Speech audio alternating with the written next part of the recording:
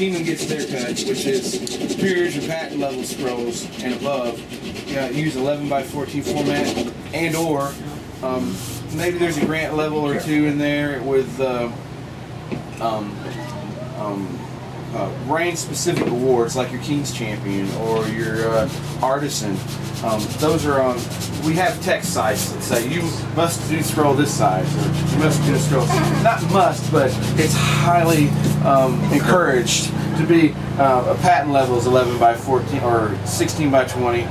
But with the material that we have available, we can't necessarily go to that size just yet until we get enough stocks in stores. Then we can go up to a bigger size. And then what's for the grant level and the reign specific awards are all 8.5 by 11 to 9 by 12. 9 by 12 is such an odd duck that I want to do 8.5 by 11 and 11 by 14. Also because of framing. I want everything to be framed. That's my mission in life, is to provide parchment and make sure everything's framed.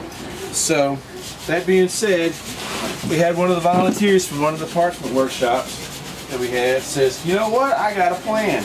And I like it when there's the smartest person in the room. I encourage those people. That's how I learn. And so we lay out, and this is how we maximize the available materials, by laying out different surface templates. So I'm going to try, this is what I want to try to do. And this way we maximize loot for everyone. I call it loot. So I'm going to give the Kingdom, Avance Diora, 111 by 14 out of each sheet. And I want to make sure Master Johannes and Master Jean-Paul also get some loot as well. Absolutely not. No? Donate mine to one of the kids. Okay. Who has a commission? I asked this question first. Who here has a commission right now that they need to fill in a calligraphy or an illumination project? Anyone? Anyone? Nope. Anyone? Those people get priority. Or try to allow them to get priority. Okay, so no projects. I'll tell you, anything that goes to me is going straight to the Middle Kingdom. So, okay. So You can have my piece. Sure. Okay. I can make these anytime. Okay. So Yeah. they don't. Please don't give me more parchment. Do you have a bunch? Oh no, I'm speaking. No, speaking for the. yeah, she's speaking I'll for take me. all the parchment. Okay. So we'll try to find a nice clean surface. These are great. And okay, definitely 11 by 14 is not going to fit in here. And I'm not afraid to go up and butt up against. No, granted, I would have cut this out. It's after we presented it on the rack. So I would have cut it out, and I would have cut a lot of this stuff off. This is high. This becomes high glue for other projects, like shield wraps and things like that. Whatever we need high glue for. So this all would have been gone. I have a question about that. Does the blowout that appears on the, am I right with the term? The Lime blast? The lime blast. The lime blast. Yeah. Does that interfere with making hide glue out of the scrap? Yes. What I actually used, the baggie, the giant baggie of hide that I had yesterday, is actually from my sanding process. I see. That's the only thing. I don't ever take these trimmings. We incorporate those. I could. Just like You the take period. what you sand off Yep. and turn that into hide glue. Yep. Oh, okay. Because it's less breakdown for the binders. Good. When I was working on Character Codex, this is exactly what I had to do. I did just this. And all the sheets had to be 8.5 by 11. And so I was trying to fit them to the sizes that I had. And I had to do a 120-page book this way. I got about an average of 5 pieces out of each skin. We had about 5 skins, so there's 5 to 525. Yeah, that's 50, 100. That's 100 pages there. Okay. So. Lee, didn't you have pencil? I can find a pencil. No pencil in this table, Terry. Can we do this? Lift that up. Hold Okay. that. Hold don't that. have very Okay, much so that's lead left, 11. but This I is have the some. 11. The 11 can go here. This can go here, and then this can. not quite. We'll put smaller ones there, though. Okay. Yeah. See, that's what I was doing. I just. Good. Well, that's why we have these things, so we Yes. don't make those errors. Yeah. Gotta go next door. I have one here. We got one, Landon. All It's not right. gonna last long. We should probably get a second one. Okay. So yeah. I do have one. It's just buried in my basket. And then we have behind us some masonite that we're going to lay down underneath when we actually make the cuts. Okay. Straight edge. We're going to, I really don't want to use acrylic. Good stuff. I'm just a bad teacher. I'm so the worst. I have a question for the interim, and that is, how thick do these pages need to be?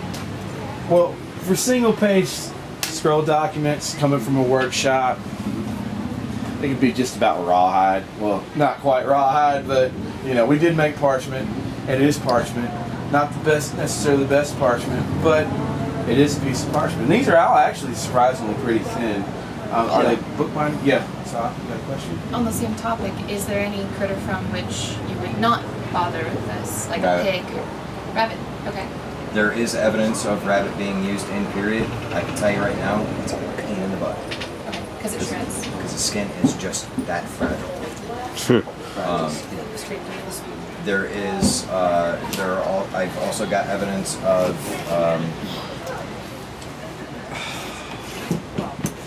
the Jewish religious text. Torah? Torah, thank you. All I can think of is Quran. I know that's not it. Wrong one. Yeah. Right. But there is evidence of Torahs being done on fish parchment. Yeah. Oh, wow. That's And impressive. I can't even imagine the insanity involved there. Some people make fish leather. I've done it. Okay. Yeah. I got some rabbits in my yard. I'd like to turn into parchment. They keep eating my garden. But would there be a critter that's too thick? Like, All right, so your average cow skin coming off the cow is about that thick. Okay, it really doesn't matter what Disney character you pick.